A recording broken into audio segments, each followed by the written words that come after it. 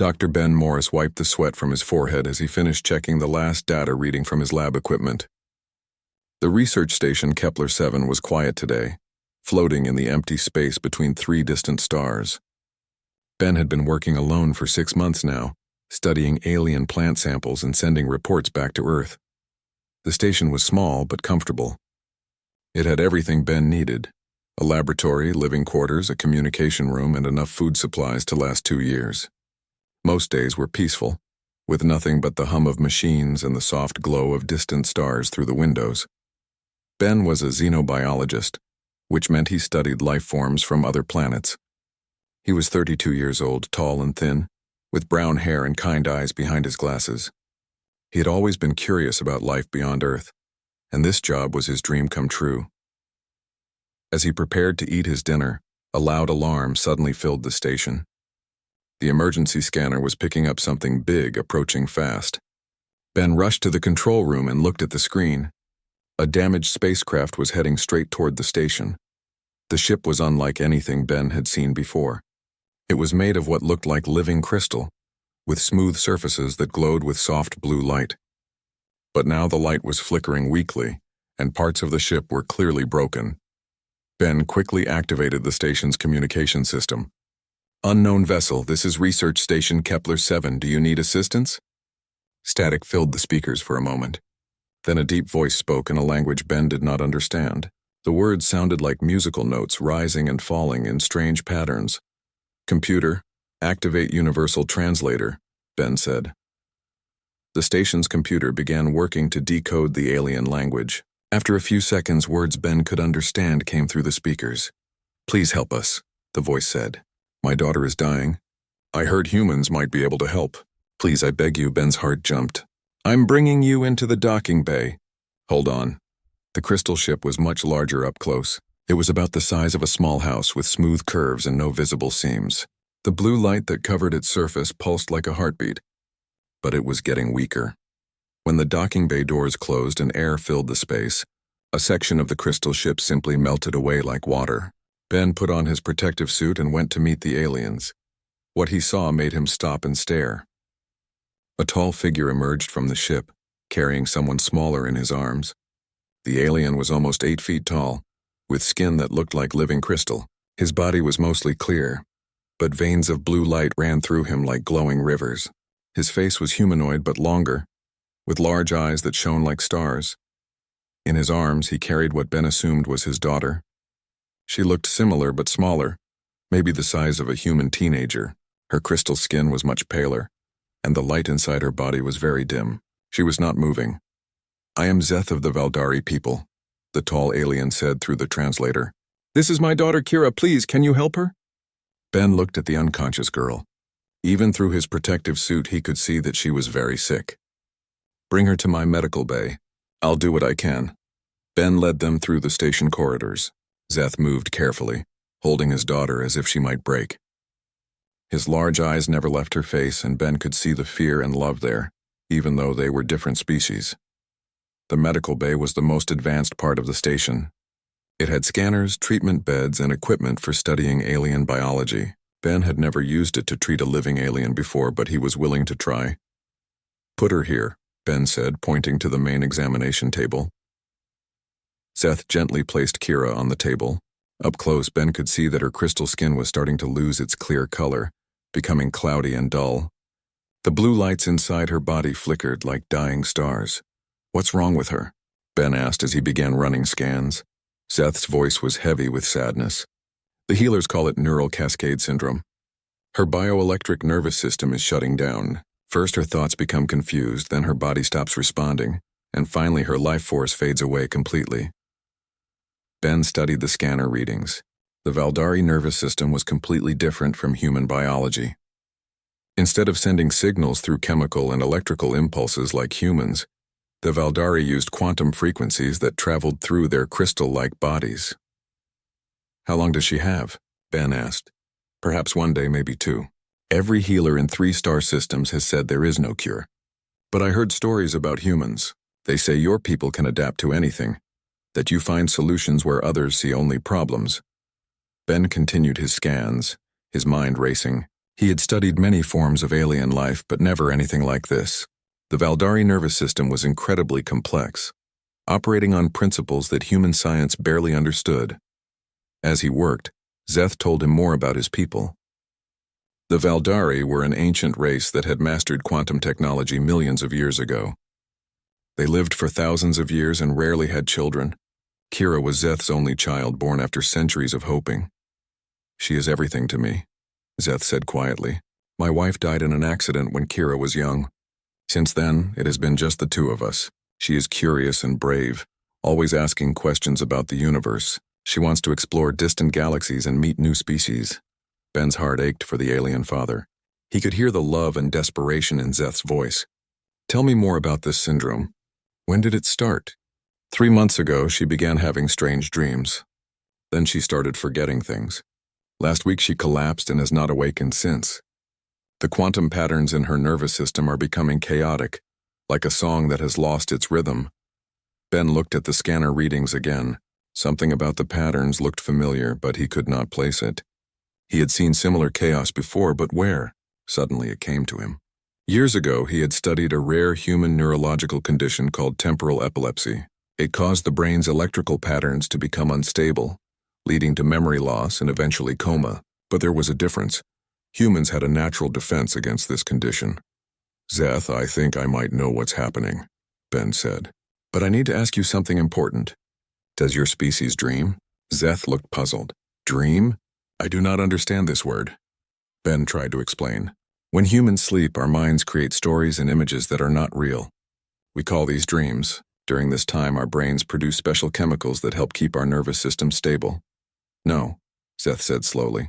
"Valdari minds rest in perfect silence. We do not create these false images you describe." Ben felt excitement growing in his chest. This might be the key. Human brains produced an enzyme called neural stabilizer during REM sleep. This enzyme helped prevent the exact kind of quantum cascade that was killing Kira. "I have an idea," Ben said. "It's dangerous, and I've never tried anything like it before, but it might work." Zeth's crystal eyes brightened with hope. "Tell me."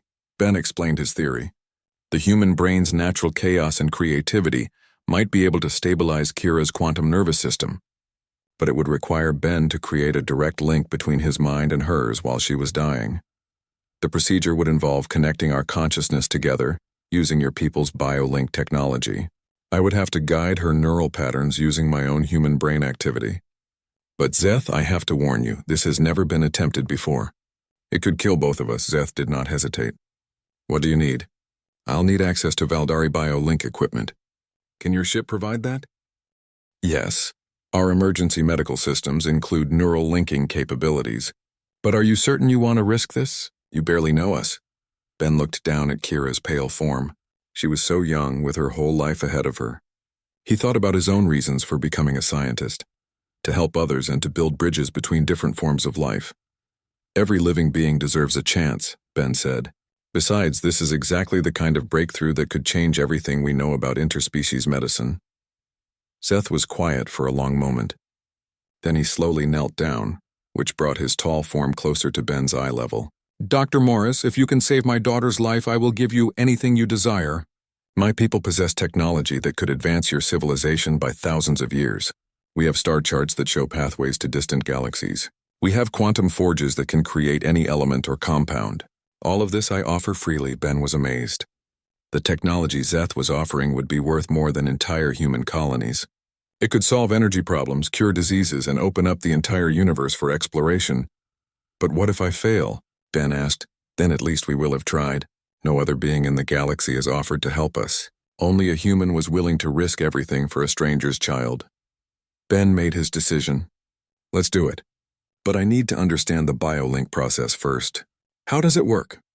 Zeth led Ben back to his ship.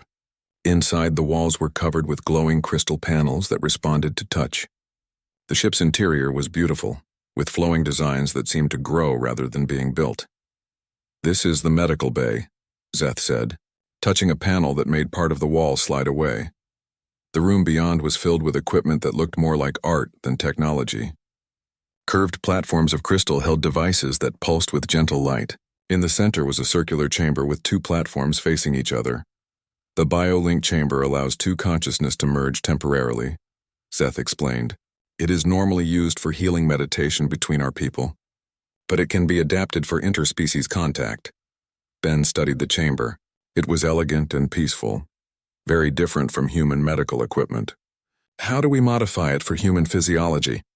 The chamber reads the neural patterns of any living being and adapts automatically. But Dr. Morris, you must understand, once the link is established, your minds will be connected completely. You will experience her pain, her fear, her dying thoughts, and she will experience yours. I understand, Ben said, though his heart was beating fast. How long will the procedure take? It depends on how quickly you can stabilize her quantum patterns. It could be minutes or it could be hours, but the longer the connection lasts, the more dangerous it becomes for both of you. Ben nodded. They spent the next hour preparing the equipment and running tests to make sure Ben's human biology would be compatible with the Valdari technology. Everything seemed to be working correctly. As they prepared to move Kira to the biolink chamber, Ben asked one more question. Zeth, why did you really come looking for humans? Our species is young compared to yours. Why did you think we could help when your own advanced healers could not? Zeth was quiet for a moment. There are stories about your people that have spread across the galaxy. They say humans possess something that older races have lost, the ability to find hope in impossible situations. They say you never give up even when logic tells you to surrender. He looked down at his daughter. I have lived for over 2,000 years. I have seen civilizations rise and fall, but I have never met a species that fights so hard for life, even the lives of strangers. That is why I came to find you. Ben felt the weight of responsibility on his shoulders, not just for Kira's life, but for what this moment meant for human-alien relations. If he succeeded, it could open up new friendships across the stars. If he failed, it might close doors forever. Are you ready? Zeth asked. Ben looked at Kira, still unconscious on the crystal platform. Her light was getting dimmer by the hour. Soon it would be too late. Yes, Ben said. Let's save your daughter. They carefully moved Kira into the biolink chamber and placed her on one of the platforms. Ben took his position on the other platform, facing her. The chamber began to glow softly as the alien technology awakened. Remember, Zeth said from outside the chamber, once the link begins, you must guide her consciousness back to stability. Use your human neural patterns to show her mind how to embrace controlled chaos instead of perfect order. Ben closed his eyes and took a deep breath.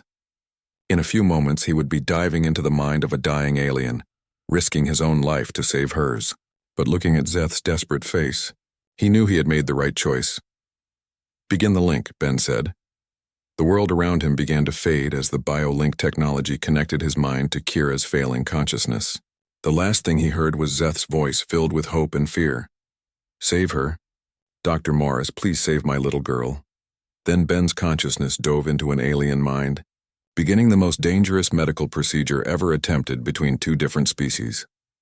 Ben's world disappeared as the biolink activated. One moment he was sitting in the crystal chamber, and the next moment he was falling through space filled with strange colors and sounds.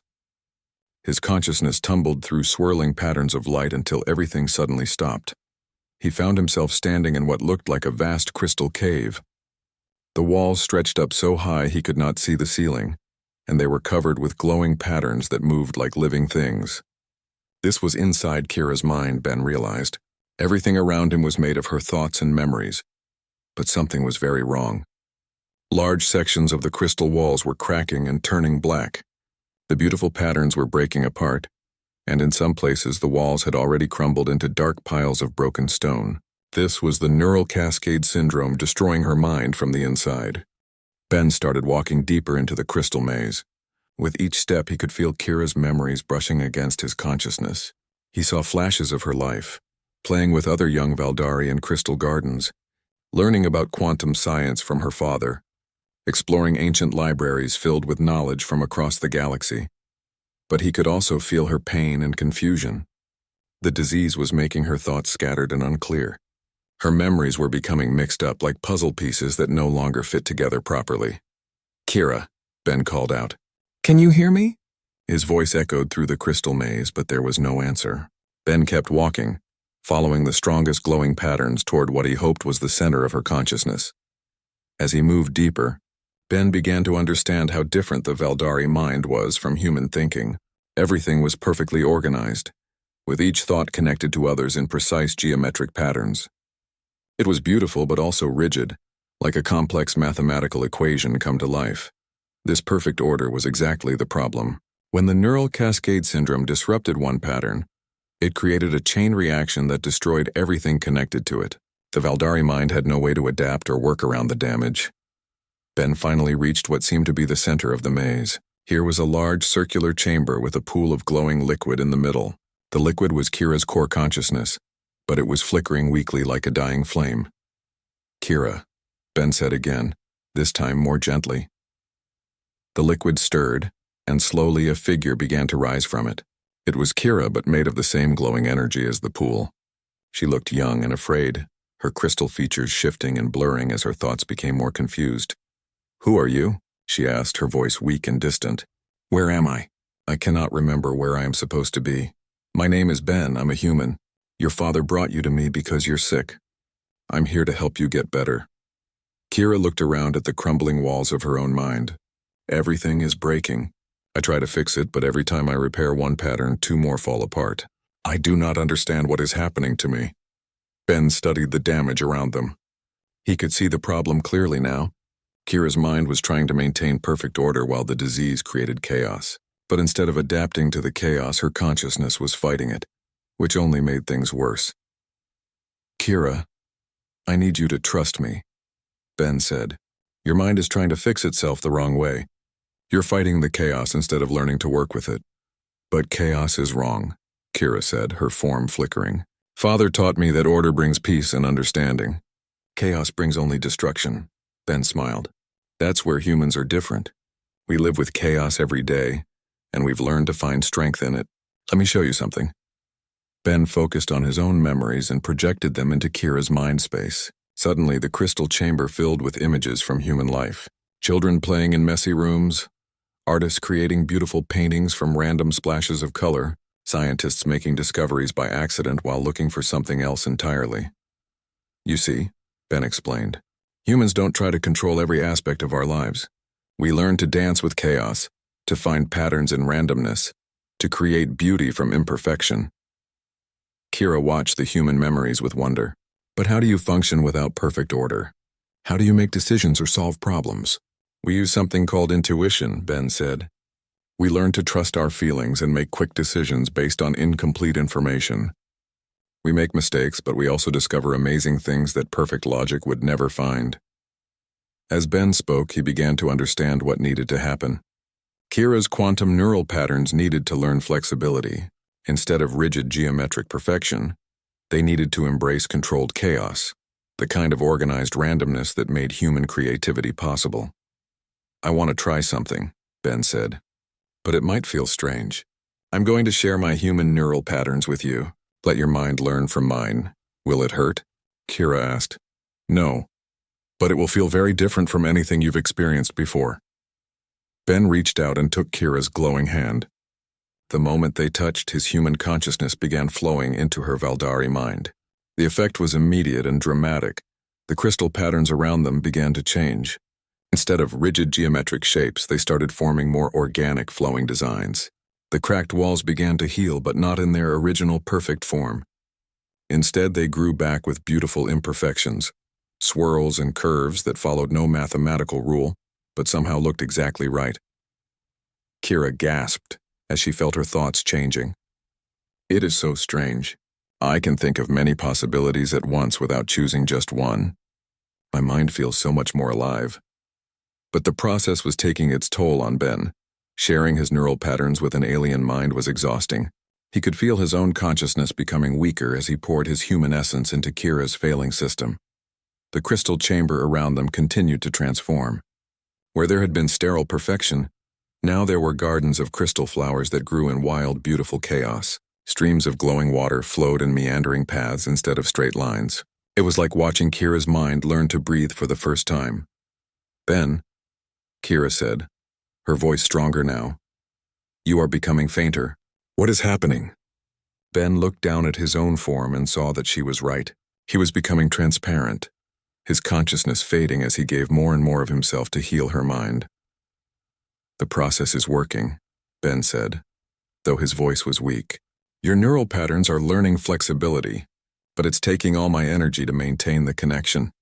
Kira's eyes widened with understanding and fear. "You are dying to save me, just like Father said humans do. You sacrifice yourselves for others." "It's worth it," Ben said. "You have so much life ahead of you, so much to explore and discover." But Kira shook her head firmly. "No, I will not let you die for me. Father taught me that life is precious, all life. If I live by causing your death, then I am not worthy of the gift you are giving me." Suddenly, Kira's consciousness blazed brighter than ever before. The human-inspired neural patterns Ben had taught her were not just healing her mind, they were making it stronger. She reached out and grabbed Ben's fading form. "Now I share with you," she said. Kira began pouring her own life force back into Ben, but it was different now.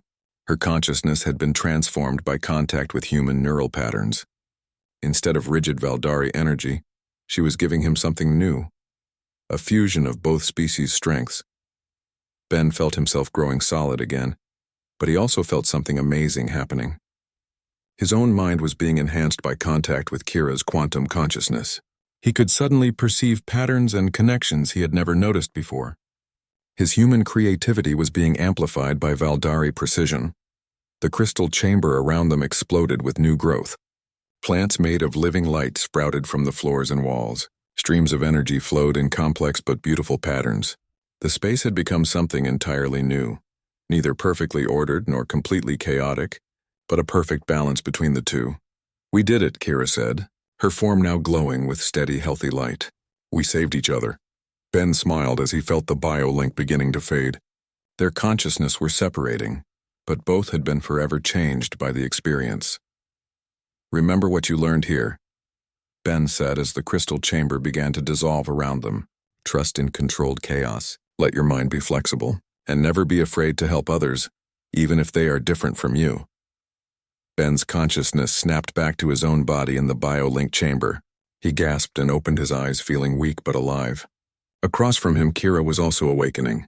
Her crystal skin was glowing with bright, healthy light, and her eyes were clear and alert. "Father?" Kira said, sitting up slowly. Szeth rushed into the chamber, tears of liquid crystal streaming down his face. "My daughter!" "You are awake. You are alive." He gathered Kira into his arms, holding her tightly. "I thought I had lost you forever." "I am well, Father," Kira said, though her voice sounded different now, more flexible and expressive than the formal Valdari speech pattern. "But we owe everything to Dr. Morris. He saved my life by sharing his own consciousness with mine." Szeth turned to Ben, who was still weak from the procedure. "Dr. Morris, I cannot find words to express my gratitude. You have given me back everything that matters in the universe." Ben slowly stood up, still feeling the effects of the mind link. "How do you feel, Kira?" "Different," she said honestly. "My mind works differently now. I can think in new ways, see patterns I never noticed before. It is like seeing colors that did not exist yesterday." Ben smiled. "That's the human influence. Your consciousness has learned to embrace controlled chaos. The neural cascade syndrome should never affect you again." "There is more," Kira said excitedly. "I can feel your memories, Dr. Morris. I know about Earth, about human music and art and literature. I want to learn more about your people." Szeth looked at both of them with wonder. "You have created something new, a bridge between our species." "Dr. Morris," Szeth continued, "I promised you anything if you could save my daughter. Advanced technology, star charts, quantum forges, all of this is yours." Ben thought carefully. The technology Szeth offered could revolutionize human civilization. With Valdari quantum science, humans could solve energy problems, cure diseases, and explore the furthest reaches of space. But Ben realized there was something even more valuable he could ask for. "Szeth," Ben said, "I don't want your technology. I want something much more important." Both aliens looked surprised. "What could be more valuable than the knowledge of the stars?" Szeth asked. "Friendship," Ben said simply. "I want peaceful relations between humans and Valdari. I want our species to learn from each other, to explore the galaxy together, to help other races the way we helped Kira today." Szeth was quiet for a long moment. Then he smiled, the first time Ben had seen a Valdari express that emotion. "Dr. Morris, you continue to amaze me. Any other species would have demanded our greatest treasures. But you ask for something that costs nothing and is worth everything. Will you do it? Ben asked. I will do more than that, Seth said. I will return to Valdari space and tell the Council of Elders what happened here. I will tell them how a human risked his life to save a stranger's child, asking nothing in return but friendship. I will become the first Valdari ambassador to humanity. Kira stood up, her movements graceful and sure. And I will come with you to Earth if Dr. Morris will have me. I want to study human culture and help build bridges between our peoples. Ben felt his heart swell with hope. This was bigger than just saving one life. They were creating a new future for both species. There is something else, Kira said. The neural patterns you shared with me, Dr. Morris, they did not just heal me. They enhanced my consciousness in ways that should be impossible. I believe that human Valdari cooperation could lead to discoveries that neither species could make alone. Over the following days, as Ben recovered from the procedure, he and his new alien friends planned for the future. Zeth would return to Valdari space to prepare his people for first contact with humanity. Kira would accompany Ben back to Earth to serve as the first alien ambassador. But most importantly, they would work together to develop new medical techniques based on what they had learned. The combination of human adaptability and Valdari precision could help other species facing similar problems across the galaxy. On the day they were ready to leave Kepler-7, Zeth made one final offer to Ben. Are you certain you will not accept any of our technology? He asked. It could advance your civilization by thousands of years. Ben shook his head. The friendship we've built here is worth more than any machine. Besides, I have something better than technology. What is that? Kira asked. Ben smiled. I have the knowledge that when different species work together, they can accomplish impossible things. That's a lesson worth sharing with the entire galaxy. As their ships prepared to depart for Earth, Ben thought about how this adventure had started, with a desperate father trying to save his dying daughter. It was ending with the beginning of a new age of cooperation between species. Kira had been transformed by human neural patterns, but Ben had been changed too. He now carried traces of Valdari consciousness that would help him understand other alien species better. Together, they would be living proof that the barriers between different forms of life could be overcome with courage, compassion, and hope. The universe was vast and full of countless species, each with their own strengths and weaknesses.